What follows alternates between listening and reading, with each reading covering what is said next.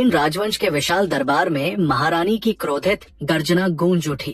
शुमोतो गद्दार भेड़िए, शाही सत्ता के खिलाफ विद्रोह करने की हिम्मत कैसे की? जल्दी से अपना अपराध स्वीकार क्यों नहीं करता? दिखाया जाता है कि राज दरबार के बीचों बीच सफेद कैदी वस्त्रों में लिपटा एक पुरुष घुटनों के बल झुका था। उसके हाथों में भारी लोहे की बेड़ियां जकड़ी हुई थी। वो निर्विकार निगाहों से आगे देखता रहा। होठों पर बस एक टूटती हुई फुसफुसाहट उभरी, तो ये सब तुम्हारी ही चाल थी। कल शाम तुमने ही मेरी चाय के कप में जहर मिलाया था। इसी वजह से मेरी पूरी की पूरी कल्टीवेशन तबाह हो गई। लेकिन क्यों? तुमने ऐसा क्यों किया? उसकी नजर उस महारानी पर ठहर गई। वही स्त्री जिसे कभी उसने सिंहासन तक पहुंचाया था, अब वही उस पर झूठे आरोप लगाकर जहर दे चुकी थी। सुमो की आवाज कांप उठी। जैसे जैसे उसके शरीर की शक्ति क्षीण होती गई, उसकी आंखें उसी पर टिकी रही। महारानी ने ठंडी हंसी के साथ कहा, दरबार के मंत्री तेरे विरुद्ध लगातार अभियोग लाते रहे और तू पूछता है क्यों? उसने तलवार खींची और आगे बढ़ी। उसकी आवाज अब कठोर और शाही हो चुकी थी। महान यिन साम्राज्य के प्रति तेरे पुराने योगदान के सम्मान में आज मैं स्वयं तेरे जीवन का अंत करूंगी। सुमो ने उसकी ओर आती तलवार को देखा और एक भारी सांस ली। ये रुआशौर तलवार मैं ही तो तुम्हारे लिए लाया था। कभी नहीं सोचा था कि एक दिन यही तलवार मुझ पर उठेगी। उसके शब्द सुनकर महारानी का हाथ पल भर को रुक गया। उसकी आंखों के सामने पुरानी स्मृतियां चमक उठीं। वो रातें जब सुमो उसकी खाट के पास बैठकर उसे पढ़कर सुनाया करता था। वो क्षण जब युद्ध के बीच उसने तलवार उठाकर पुकारा था, भागो मैं संभाल लूंगा। एक पल को अपराध बोध उसकी आंखों में झलका। वो बुदबुदाई, गलती मेरी ही थी। लेकिन अगले ही क्षण उसने स्वयं को कठोर बना लिया। ठंडी आवाज में बोली, तेरे मरने के बाद तुझे शाही समाधि में दफनाया जाएगा। हर वर्ष तेरी आत्मा का सम्मान किया जाएगा। सुमो ने उसकी ओर देखा। वो महारानी अब उस कोमल लड़की जैसी नहीं रही जिसे वो जानता था। उसकी आंखों में बस उदासी तैरने लगी। वो सोच भी नहीं पा रहा था कि ये वही स्त्री है जो कभी उसके साथ सपने देखा करती थी। लेकिन सोचने का वक्त नहीं बचा था। महारानी ने तलवार सीधी उसके हृदय में उतार दी। दरबार में मौजूद मंत्री अपने वस्त्रों की आड़ में चेहरा छिपा लिए। कोई उस दृश्य को देखने का साहस नहीं कर सका। जमीन पर गिरते हुए सुमो के होठों पर एक शांत मुस्कान उभरी। अब सब खत्म हो गया। किसी से कोई लगाव नहीं बचा। उसकी चेतना डूबने लगी। भीतर कहीं कोई गूंज फूटी, अब समय है पुनर्जन्म सूत्र को जागृत करने का। उसकी आंखें बंद हुई और तभी चारों ओर दिव्य प्रकाश फट पड़ा। अनगिनत पुनर्जन्म की तितलियां निकल आई, जिनके पंख समय को चीरते हुए उसी की आत्मा में लौटने लगे। पलक झपकते ही सुमो ने खुद को एक रथ के भीतर पाया। सांसें भारी थी, लेकिन स्मृतियां पूरी स्पष्ट। उस विश्वासघात की हर झलक, हर पीड़ा उसके भीतर फिर से उभर आई। वो सिर पकड़कर करा उठा, क्या यही अंत था? इतनी निष्ठा, इतनी कुर्बानी और अंत में धोखा। उसके मन में कड़वाहट भर गई। अब समझ आया, इस दुनिया में कोई भरोसे लायक नहीं। उसे याद आया कि वो इस संसार में एक खलनायक राजकुमार के रूप में जन्मा था और अपने विनाश से बचने के लिए उसने वो सब छीन लिया जो नियति ने नायक के लिए लिखा था। उसने उस अनाथ लड़की लू रुआशुआ को बचाया, उसे सिखाया, गढ़ा, यहाँ तक कि उसे महारानी के सिंहासन तक पहुँचाया। पर अंत में वही लड़की उसकी मृत्यु का कारण बनी। सुमो की आंखों में ठंडक उतर आई। बस इस बार मैं किस्मत को चीर दूंगा और सब कुछ अपने तरीके से शुरू करूंगा। रथ के पर्दे के पीछे से नौकर की आवाज आई, मालिक कोई आदेश है क्या? सुमो ने शांत स्वर में उत्तर दिया, नहीं। कितनी देर में पहुँचेंगे? नौकर बोला, लॉर्ड आधे घंटे में करुणा अनाथालय पहुँच जाएंगे। उस नाम को सुनते ही सुमो का चेहरा कठोर हो गया। यही वो जगह थी जहाँ पिछली जिंदगी में उसने लू रुआशुआ को पहली बार देखा था। इस बार सब कुछ अलग होगा। अब मैं किसी अकृतज्ञ भेड़िए को नहीं पालूंगा, उसने मन ही मन कहा। इसी बीच अनाथालय के प्रांगण में बच्चों की हंसी गूंज रही थी। लाल बालों वाली एक लड़की वही ठिठक गई। उसकी आंखें फैल गई। मैं वापस आ गई हूँ। सिर में तेज दर्द उठा। उसे याद आया, कुछ क्षण पहले वो महान दरबार में थी। राजधानी पहले ही मित्र सेनाओं के कब्जे में जा चुकी थी। सिर्फ 2 नपुंसक सेवक बचे थे जो उसे दक्षिण की ओर भागने की विनती कर रहे थे। पर उसने सब खो दिया था, सिंहासन, गौरव, सब कुछ। जीने की इच्छा भी नहीं बची थी। तभी एक भयंकर धमाका हुआ। महल की दीवारें टूट गई। मलबे के बीच से कोई आकृति चली आ रही थी। दोनों सबक रानी माँ को बचाने के लिए सामने अपनी तलवार निकालकर ढाल बनाकर तैयार हो जाते हैं। सामने वाला शख्सियत बस एक ठंडी सी मुस्कान देता है और अगले ही पल वे दोनों गार्ड अपनी जान से हाथ धो बैठते हैं। वो ऊपर देखती है। वो रक्त पिपासु डायन सामने खड़ी थी। काफी समय हो गया। बहन रुआशुआ, आने वाली थी शाओयांग, उसी अनाथालय की दूसरी लड़की। पर दोनों की किस्मतें एकदम विपरीत रही। शाओयांग ने तिरस्कार से हंसते हुए कहा, चौंगई, जब सुमो तुझे ले गया था तो ऐशो आराम में रही, महारानी बनी, और मैं सड़कों पर आवारा कुत्तों से टुकड़ों के लिए लड़ी, इस गंदे संसार का हर जहर चखा, लेकिन आखिर में तू हार ही गई। जानती है क्यों? रुआशुआ का राजसी गौरव अब भी टूटा नहीं था। वो ठंडी निगाहों से बोली, जीत और हार, बस इतना ही मायने रखता है। क्यों पूछती है क्यों? उसी क्षण उसके कानों के पास शाओयांग ठंडी हंसी के साथ बोली, मूर्ख, तू इसलिए हारी क्योंकि तूने सुमो को मार डाला। जब तक सुमो जिंदा था मैं कभी भी महान यिन साम्राज्य में कदम नहीं रख सकती थी। रुआशुआ की आंखें सदमे से फैल गई। उसने शाओयांग की ओर देखा, कड़वाहट और जिद से भरी निगाहें। तो क्या हुआ? मैं उसके शब्द पूरे भी नहीं हुए थे कि ठंडी चमकती तलवार उसकी छाती चीर गई। शाओयांग की नजरों में बर्फ जैसी नफरत थी। शक्ति के नशे में तूने सुमो की हत्या की, बिना जरा सी पश्चाताप के। तू खुद को महारानी कहने की हकदार भी है। रुआशुआ लड़खड़ा गई। उसका मन डगमगाने लगा। क्या सचमुच गलती मेरी ही थी? मृत्यु की धुंध में उसे सुमो की छवि दिखाई दी। अगर मैं वापस जा पाती तो सब कुछ बदल देती। अचानक उसकी चेतना लौट आई। चारों ओर सब कुछ स्वप्न जैसा लग रहा था। पास में खड़ा एक दुबला सा बालक चिंतित स्वर में बोला, तुम ठीक हो ना? रुआशुआ ने ठंडी निगाहों से उसकी ओर देखा। मैं ठीक हूँ। लड़के ने राहत की सांस ली। अच्छा है, जल्दी कपड़े बदलो, आज कोई कुलीन व्यक्ति आने वाला है जो हम में से किसी को चुनकर अपने साथ ले जाएगा। ये सुनते ही रुआशुआ की आंखें चौड़ी हो गई। उसे याद आया,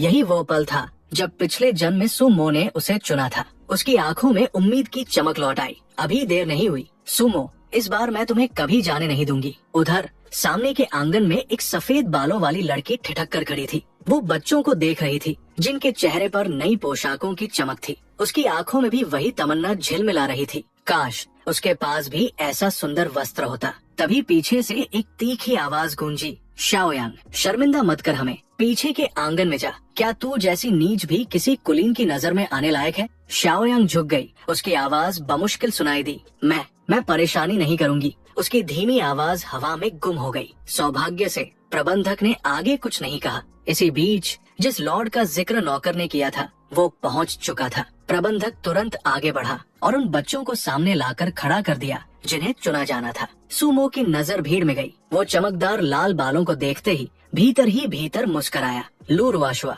इस जीवन में हमारे बीच कुछ नहीं होगा। उसे ये पता नहीं था कि उसी पल लू रुआशुआ की आंखों में उम्मीद की रोशनी झिलमिला उठी थी। तुम आखिरकार आ गए। प्रबंधक ने झुककर आदर से कहा, लॉर्ड, ये बच्चे सब अच्छे हैं, चाहे नौकर बनाओ या योद्धा तैयार करो, सब योग्य है। और हाँ, ये लड़की, उसने बीच में खड़ी बालिका की ओर इशारा किया, इसकी प्रतिभा असाधारण है, हमारे अनाथालय की सबसे उत्कृष्ट संतान। रुआशुआ हृदय एक क्षण के लिए कांप उठा, उसी तरह जैसे पिछली जिंदगी में हुआ था। भले ही वो एक दासी थी पर उसके भीतर राजसी गर्व झलकता था। प्रबंधक ने जल्दी से जोड़ा, लेकिन लॉर्ड, इस लड़की की कीमत ज्यादा होगी। सुमो कुछ कहने ही वाला था कि उसकी नजर कोने में किसी पर पड़ी। वहाँ एक दुबली पतली गंदे कपड़ों में सिमटी लड़की बैठी थी जिसके शरीर पर वर्षों के अत्याचार के निशान साफ झलक रहे थे। प्रबंधक का चेहरा तिरस्कार से बिगड़ गया। वो हमारी सबसे निकम्मी है, न ताकत न गुण, और उम्र भी ज्यादा हो गई है। अरे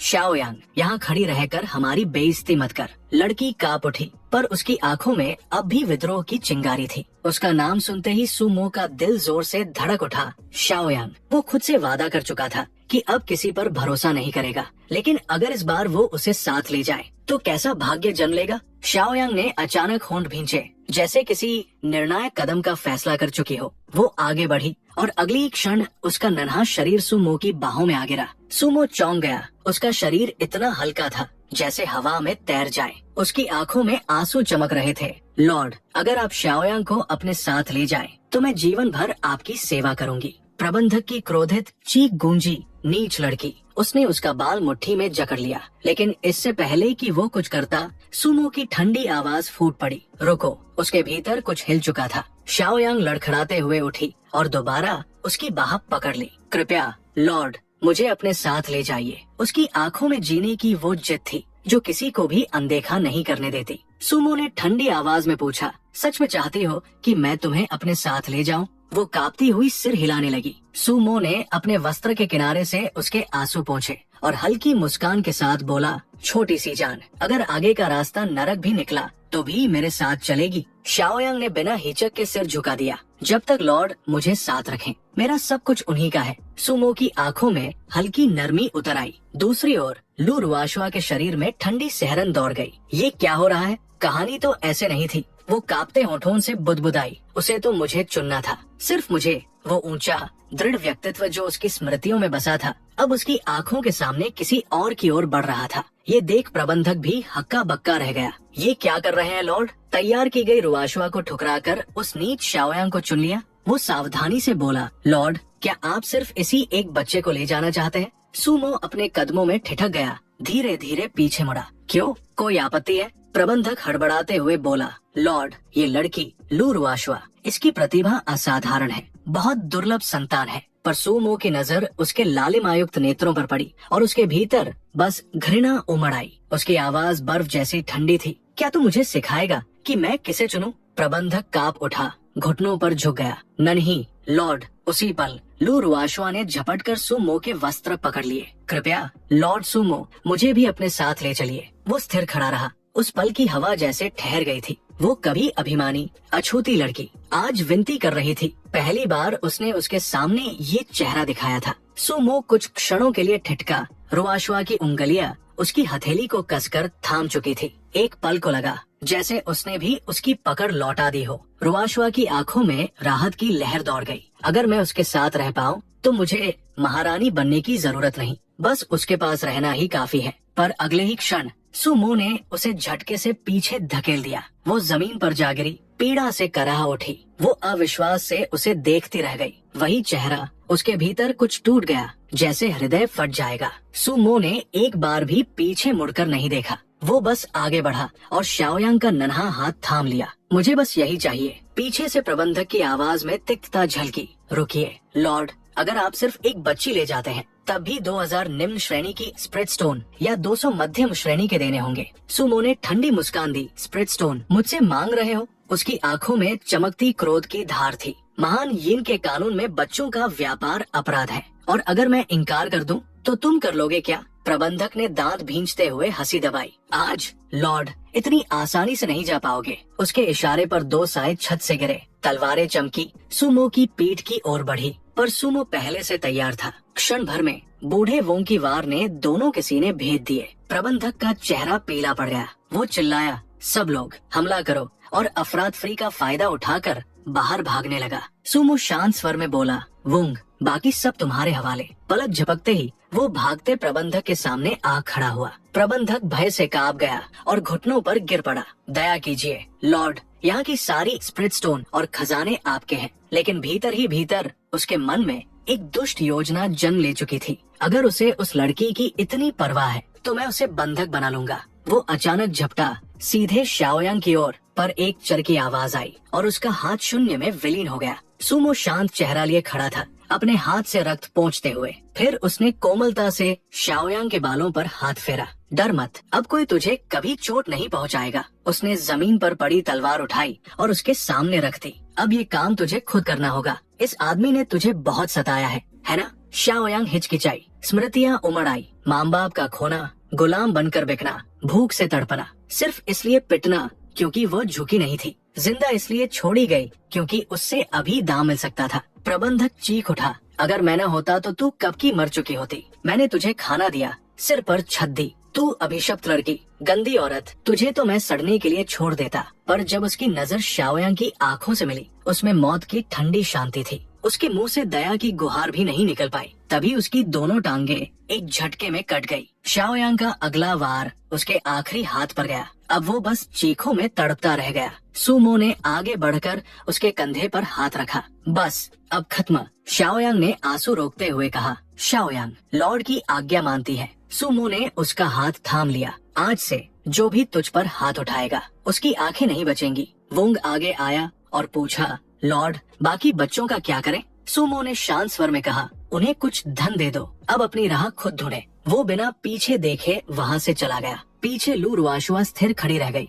आंखें नम, होंठ कांपते हुए। मैं तो बस अपने पिछले जन्म की गलतियाँ सुधारना चाहती थी। वो सिर्फ मेरा होना चाहिए था। क्या मैं फिर हार गई? उसने दांत भींचे। नहीं, मैं यूं नहीं मरूंगी, पहले शक्तिशाली बनूंगी। फिर उसके पास जाऊंगी। उधर सुमो पहले ही शाओयांग को रथ में बिठा चुका था। भूखी होगी नन्ही, वो कुछ कहना चाहती थी, पर तभी उसके पेट से तेज आवाज आई। शर्म से सिर झुका लिया। थोड़ी सी, हाँ माफ करना लॉर्ड, उसने कांपती आवाज में कहा। सुमो का दिल पिघल गया। आखिर इसे कितनी यातनाएं झेलनी पड़ी। भूखी रहना पाप है। उसने कहा, खाना लाओ। जब भोजन आया उसने कोमलता से कहा, ले पहले ये खा ले। वो साधारण सा भोजन था, लेकिन शाओयांग उसे ऐसे खा रही थी जैसे उसने जिंदगी में पहली बार ऐसा स्वाद चखा हो। रथ की खिड़की से आती रोशनी में सुमो उसे देखता रहा। पिछले जंग का धोखा अब भी उसके दिल में जख्म था, पर शायद इस बार उसकी कहानी कुछ और थी। सुमो ने शांत नजरों से छोटी शाओयांग को देखा। अगर तुम सच में मेरे साथ रहना चाहती हो,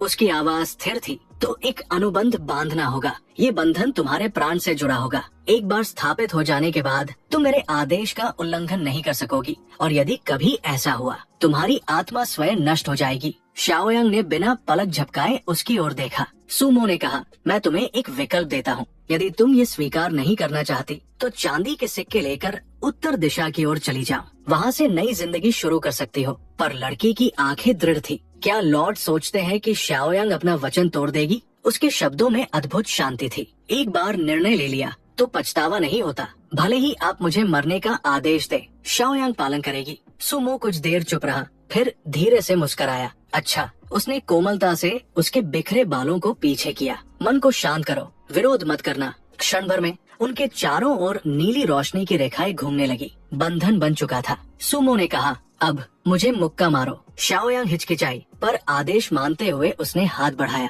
पलक झपकते ही वो दर्द से पीछे हट गई। वार खुद उसी की छाती पर पलट आया था। सुमो ने शांत स्वर में कहा, यही है अनुबंध का प्रभाव। अगर कभी तुम मेरे विरुद्ध हुई तो ये पीड़ा केवल शुरुआत होगी। तभी पीछे से आवाज आई, लॉर्ड। हवेली पहुंच गई। सुमो ने सिर हिलाया। शाओयांग के लिए एक कमरा तैयार करो, उसे नहलाओ, साफ कपड़े दो, मैं कुछ समय बाद लौटूंगा। शाओयांग धीरे धीरे रथ से उतरी और सामने जो दृश्य था उसने उसकी सांसें रोक दी। ऊंचे ऊंचे मंडप, सुगंधित कक्ष, झरनों जैसी बहती रोशनी, ये स्थान तो स्वर्ग जैसा था। वो सहम कर बोली, मेरा दर्जा इतना ऊंचा नहीं, मैं अस्तबल में ही सो जाऊंगी। प्रबंधक हंस पड़ा, तुम्हें स्वयं लॉर्ड ने चुना है, अस्तबल में नहीं, ये तुम्हारा कमरा है। वो बोला, थोड़ी देर में दासी आकर तुम्हें नहलाएगी और रसोई को मैंने भोजन की तैयारी का आदेश दिया है। शाओयांग के भीतर एक अजीब गर्मी उठी। लॉर्ड, मेरे साथ इतना स्नेह क्यों? उसके दिल में ये सवाल बार बार गूंजता रहा। इधर सुमो हवेली से दूर एक संकरे रास्ते पर चला जा रहा था। उसके मन में गणना चल रही थी। वो खजाना अभी तक किसी ने नहीं पाया होगा। पास ही एक बाजार में एक युवक व्यापारी से मोलभाव कर रहा था। व्यापारी बोला, 50 स्प्रिट स्टोन से कम नहीं मिलेगा। युवक फिर बहस करने ही वाला था कि पीछे से एक ठंडी आवाज गूंजी, 100 स्प्रिट स्टोन। व्यापारी और युवक दोनों ने पलट कर देखा। सुमो। युवक की आंखों में रोष चमका, पर वो कुछ कह नहीं पाया। व्यापारी तुरंत झुक गया। जब लॉर्ड की इच्छा है तो ये रत्न तो मैं मुफ्त में दे दूं। सुमो ने युवक के विरोध की परवाह किए बिना वो जेड पत्थर उठा लिया। वो युवक कोई और नहीं बल्कि ली ही था, कहानी का भविष्य का नायक। एक अनाथ, पर उसके भीतर छिपी थी आत्मा संवेदक देह, वही देह जो भविष्य में देवत्व की ओर उठने वाली थी। मूल कथा में यही जेड पेंडेंट ली यी को मिला था और वहीं से उसकी यात्रा शुरू होती थी। सुमो अपने धीमी आवाज में कहा, अच्छा हुआ कि हमारी राहें अलग रहीं, और मुड़कर चल दिया। ली ने पीछे से देखा, दांत भींचते हुए कहा, एक दिन तुझे पछताना पड़ेगा। पर तभी सुमो के हाथ में पकड़ा जेड पेंडेंट चमक उठा। उसके भीतर की आध्यात्मिक शक्ति उसमें प्रवाहित हो गई। 2 किरणें उभरी, एक संवरण ग्रंथ में बदली, दूसरी मेघ चक्र थी। एक ऐसी शक्ति जो मेघात्मा गुप्त क्षेत्र को खोल सकती थी, जहाँ देवताओं द्वारा छोड़े गए खजाने छिपे थे। पिछले जन्म में सुमो ने यही कुंजी रुआशुआ को दी थी, उसे सम्राज्ञी बनाने के लिए। पर इस जन्म में वो दृढ़ था, अब मेरा भाग्य सिर्फ मेरे हाथों में रहेगा। जब वो हवेली लौटा, प्रबंधक ने झुककर कहा, लॉर्ड, वो लड़की बहुत लज्जालु है। अस्तबल में ही सोने की जिद कर रही थी। मैंने उसे पूरब विंग के तीसरे कक्ष में रखा है। भोजन तैयार है, क्या उसे बुलवाऊं? सुमो ने कहा, नहीं, मैं स्वयं जाऊंगा। उधर 2 दासियां शाओयांग को नहा रही थी। कभी उलझे मैले बाल अब रेशमी लटों की तरह पीठ पर गिर रहे थे। वो फिर भी असहज थी। लॉर्ड, मुझे नहलाकर कहीं बेच तो नहीं देंगे? उसकी आवाज कांप रही थी। अनाथालय में तो उसे कभी भरपेट भोजन भी नहीं मिला था। स्नान का सुख तो दूर की बात थी। ये उसके जीवन का पहला गर्म जल था जो अब उसकी ठंडी त्वचा को छू रहा था। अचानक बाहर से आवाज आई, प्रणाम। लॉर्ड, शाओयांग का चेहरा तुरंत लाल पड़ गया। उसके कपड़े कहीं दिखाई नहीं दे रहे थे। दरवाजे की चरमराहट सुनाई दी। शाओयांग पानी में कूद गई। उसका शरीर अभी भी बच्चे जैसा था, पर दिल के भीतर अनजानी हलचल उठी। वो कांपते हुए बोली, लॉर्ड, आप लौट क्यों आए? सुमो कुछ क्षण के लिए असहज हुआ। उसने धीमे स्वर में कहा, मैं जल्दबाजी में आ गया। जब तुम तैयार हो जाओ तब लौटूंगा। शाओयांग ने राहत की सांस ली, पर उसके दिल में हल्की सी कसक भी उठी। क्या लॉर्ड सच में मेरी परवाह नहीं करते? थोड़ी देर बाद दरवाजा धीरे से खुला। वो बाहर आई, नए कपड़ों में, गालों पर लाली लिए, झिझकती हुई। लॉर्ड, मैंने आपको प्रतीक्षा करवाई, सुमो ने शांत स्वर में कहा। ये वस्त्र तुम पर बहुत अच्छे लग रहे हैं। तुम सच में बहुत प्यारी लगती हो। उसके शब्द सुनकर शाओयांग का चेहरा और लाल हो गया। आपकी कृपा है, सुमो ने मुस्कुराकर कहा।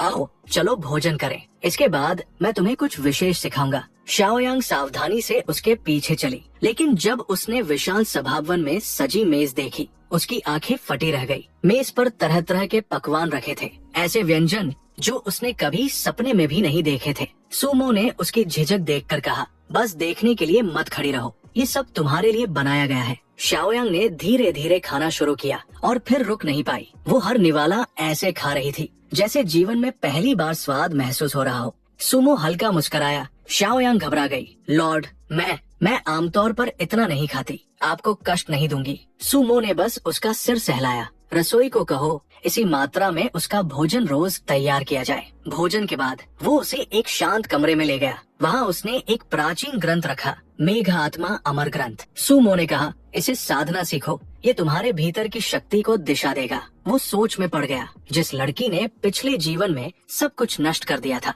अगर वो अब इस दिव्य कला में निपुण हो जाए तो वो कैसी बनेगी? वहीं दूसरी तरफ सीन शिफ्ट होता है बाजार में, जहाँ वो दुकानदार यूं ही कुछ पेंडेंट्स को तोड़ते हुए सोच रहा होता है कि पहले वाला पेंडेंट शायद कुछ खास था, तभी तो लोग उसे लेने के लिए इतने बेचैन थे। तभी गलियों से एक बुरा आदमी उसके पास से गुजरता है। वो दुकानदार उसे अपने पास खड़ा हुआ पाता है और पूछता है, क्या आपको कुछ चाहिए? वो बुरा आदमी अपने कपड़ों से एक स्क्रॉल बुक बाहर निकालता है, जिसके ऊपर उसी पेंडेंट की तस्वीर बनी होती है। फिर सीन शिफ्ट होता है। हीरो के पास उस छोटी लड़की को वो स्पेशल कल्टीवेशन सिखा रहा होता है और वो मन ही मन सोचता है, जैसा कि उसे पहले से शक था, इस लड़की के पास असाधारण प्रतिभा है। लेकिन तभी लड़की अचानक अपनी आंखें खोल देती है और जोर जोर से खांसने लगती है। सुमो जल्दी से उसे उठाता है और उसकी पीठ सहलाने लगता है। फिर अपने एक आदमी को डॉक्टर बुलाने के लिए कहता है। दूसरी तरफ कहानी का जो असली नायक बनने वाला था, वो अपनी फॉर्चून लाइट का पीछा करते हुए एक घर तक पहुंच जाता है और फिर धीरे से दरवाजा खोल देता है।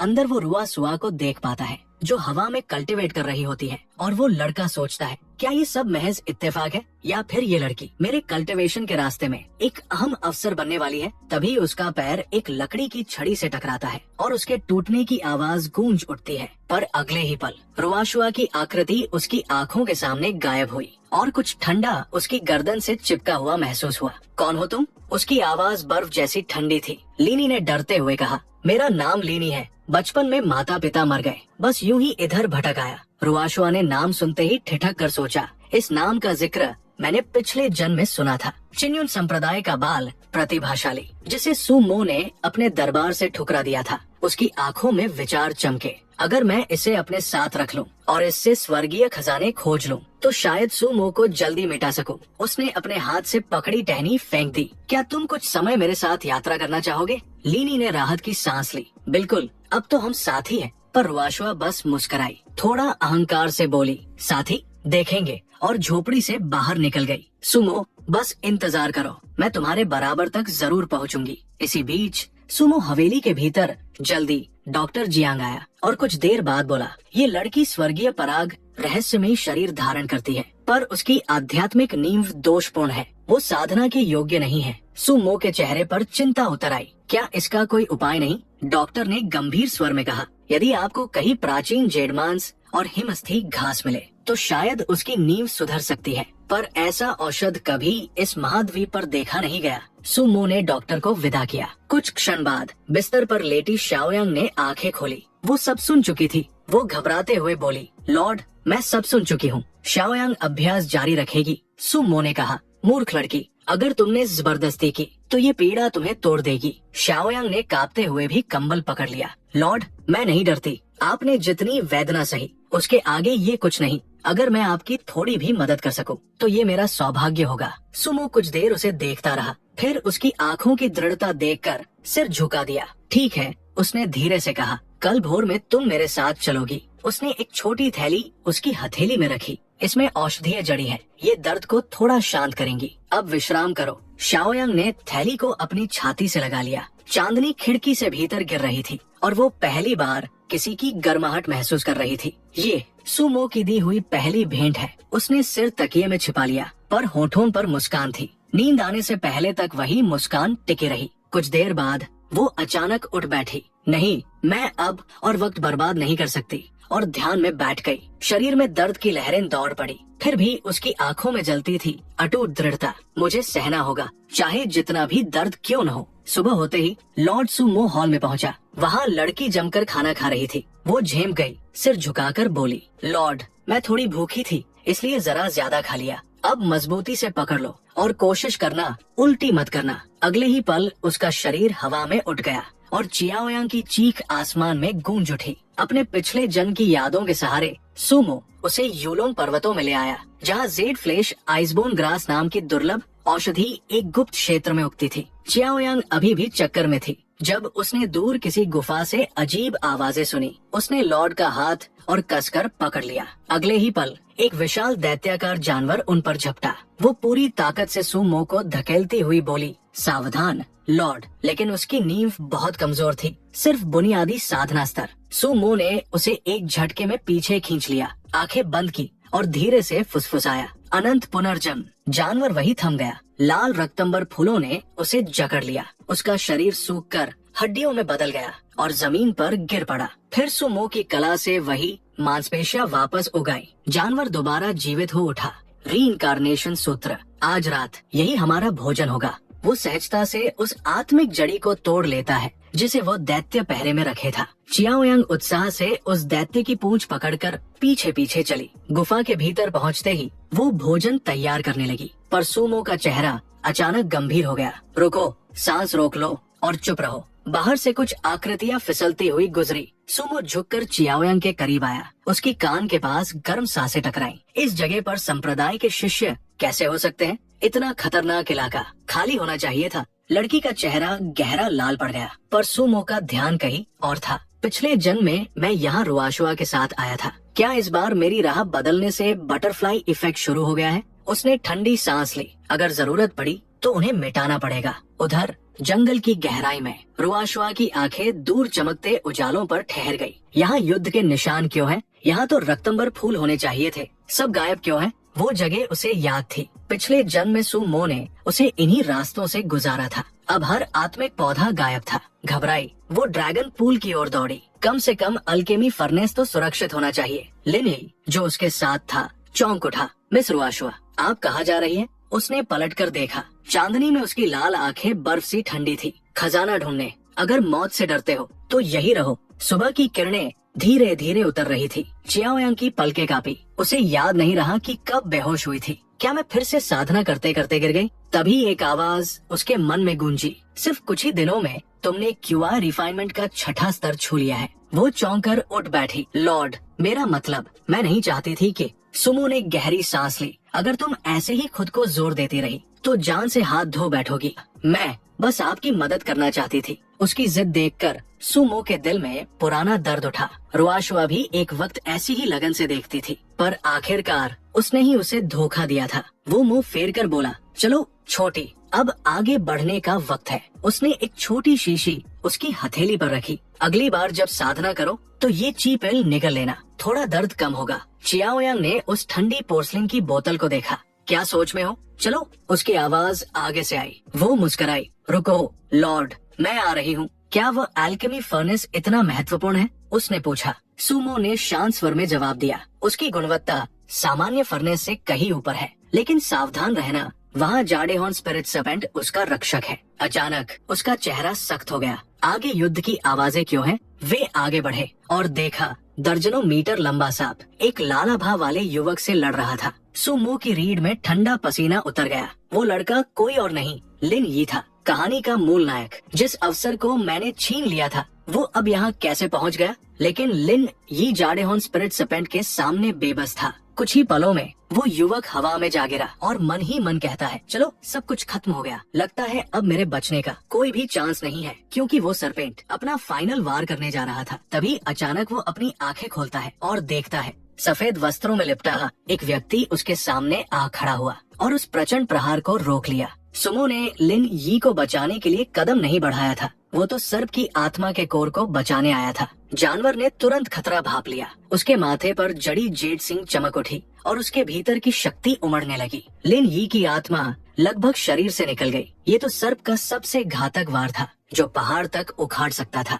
एक पल में प्रकाश ने पूरे जंगल को निगल लिया। जानवर, पेड़ सब राख में बदल गए। सर्प की धुंधली होती आंखों में आखिरी क्षण तक विद्रोह की झलक थी। फिर कुहासे के बीच एक शांत स्वर गुंजा, तो बस इतनी ही थी तेरी शक्ति? लिन यी की आंखें फटी रह गई। वो आकृति इतनी परिचित क्यों लग रही थी? सर्प भयभीत होकर भागने को मुड़ा, पर उसके रास्ते में एक नन्हा सा शरीर खड़ा था। तेज हवा का झोंका उठा और विशाल दैत्य एक चट्टान से जा टकराया। जब उसने देखा कि उसके सामने केवल एक युवती है जो बस ची रिफाइनमेंट के 5वें चरण में थी, तो उसका क्रोध फूट पड़ा। शाओयांग हवा में उछल गई। उसने बस अपनी बाहें ऊपर उठा ली जैसे खुद को ढाल बना रही हो, पर उसी क्षण सर्प का शरीर वही थम गया। ऊपर आकाश में सुमो स्थिर खड़ा था। उसकी मुट्ठी कस गई। अगले ही पल एक भीषण धमाके के साथ वो दैत्य अदृश्य शक्ति से चिथड़े चिथड़े होकर बिखर गया। सुमो नीचे उतरा और सर्प का चमकता कोर उसके अवशेषों से निकाल लिया। लड़की जमीन पर गिरी, कांपते हुए बुदबुदाई, क्या मैंने फिर से आपको मुसीबत में डाल दिया?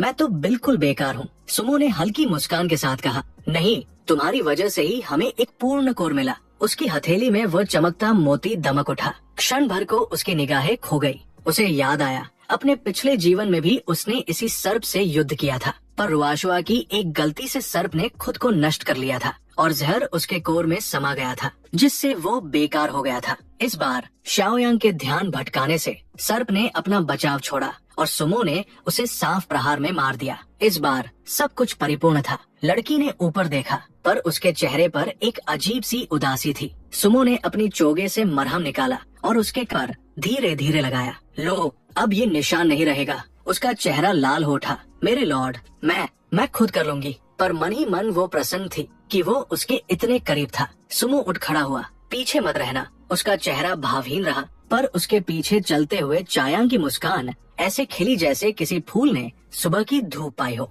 जैसा आप आदेश दें मेरे लॉर्ड। इस बीच लिन यी हाफते हुए किसी पेड़ के पीछे छिपा हुआ था। वो पूरे युद्ध की शुरुआत से ही छिपा हुआ था, पर एक पल के लिए उसने उस व्यक्ति का चेहरा देख लिया था। वो वही लॉर्ड था जिसने स्लम्स में उसका अवसर छीन लिया था। वो यहाँ क्या कर रहा है? क्या उसे मेरे स्पिरिट सीकिंग कॉन्स्टिट्यूशन के बारे में पता चल गया? उसका दिल तेजी से धड़कने लगा। नहीं, मुझे उससे बचना होगा। पर तभी उसके सामने एक आकृति प्रकट हुई। कहाँ जा रहे हो? आवाज ठंडी नपेतुले स्वर में थी। लिन यी का गला सूख गया। मैं तो बस कहीं नहीं जा रहा था। सुमो की नजरें उसके आर पार हो गई। तुम्हारा साथी कहाँ है? लिन यी के माथे पर पसीना छलक आया। वो मुझे छोड़कर भाग गया। सुमो ने सिर हिलाया। आखिरी सवाल, क्या तुमने सेट के शिष्यों को देखा है? लिन यी का दिमाग तेजी से चला। हाँ, वो सब पश्चिम की ओर भागे, पर सुमो ने उसकी बात को अनसुना कर दिया और उल्टी दिशा में चल पड़ा। लिन यी के चेहरे से रंग उड़ गया। नहीं, वो तो गुफा की ओर जा रहा है।